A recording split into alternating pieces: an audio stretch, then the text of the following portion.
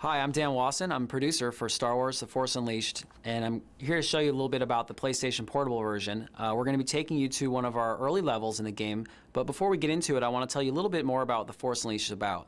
You're going to be playing as Darth Vader's secret apprentice, who's a new character, and he's sent out in the world to hunt down the last of the Jedi. The PSP version has the same great story that you're going to find on the other consoles, but we also have a lot of unique content. There's locations and characters and missions you're not going to find on the next-gen platforms.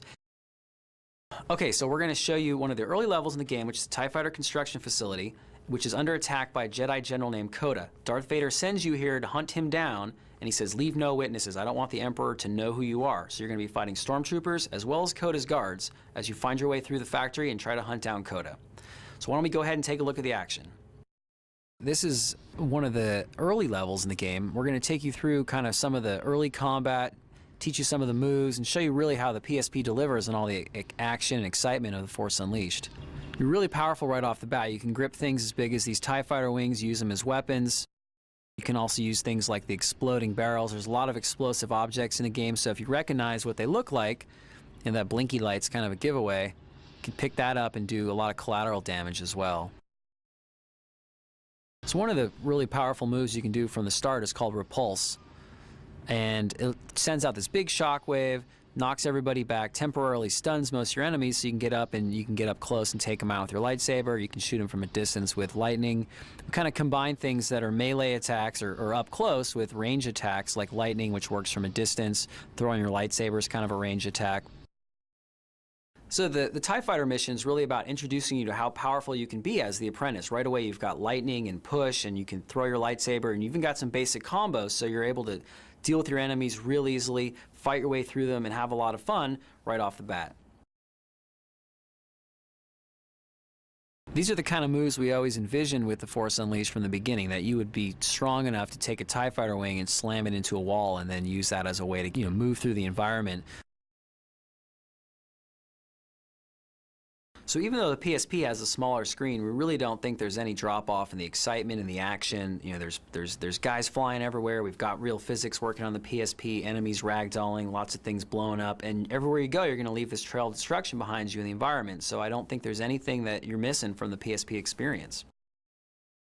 So on the PSP, we've got these big boss fights, just like the other versions, and they really feel epic. And when you get in there and you're fighting the AT-ST for the first time, it's got this big scale to it, but it's also challenging missions. So you've got to use strategy, find different ways to defeat this guy, because you can't just run up and whack on him with your lightsaber. He's probably going to step on you. We've got mini games like this stomp mini game. If you get too close, he tries to crush you with his foot, but you mash the button fast enough, you're going to do some damage to him. If you do enough damage to this guy, you're going to knock him down, you're going to get ready for the finishing move. When the icon appears on screen, you can trigger that by hitting the circle button. What follows is a set of button combinations. You got to time them up correctly, and if you do them right, you're going to get the big payoff. And these are also randomized, so if you fail, you get kicked out of the scene and you actually have to do it again, but the buttons won't be the same. So there's a little added challenge to the minigames.